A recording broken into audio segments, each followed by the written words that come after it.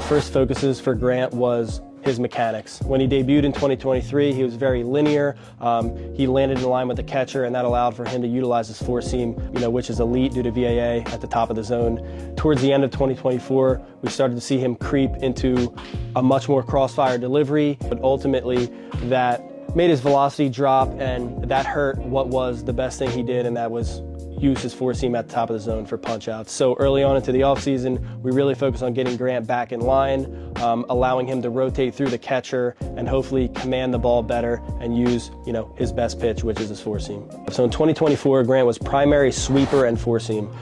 As he was using his sweeper in the top of the zone and his four seam in the top of the zone, guys were able to pigeonhole that pitch and hit that four seam for damage. Going into the offseason, one of the biggest focuses was to utilize the four seam in 2-strike counts, but lower the usage overall and throw the sinker more, especially to righties. We really want to use the sinker in on righties, the sweeper away to righties, and then use the four seam to finish them above the zone, and then use primary four seam to lefty as well as a sweeper. Grant's usages are now 40% sweeper, 28% four seam, and 23% sinker. So the final piece for Grant was his slider profile. So in 2024, his sweeper was more of a rising sweeper. It was +5 vert and 7 horizontal. And in 2025, you'll see him using more of a true sweeper, which is 2 vert and 15 horizontal. So that slider pairs a lot better with his sinker and his four seam.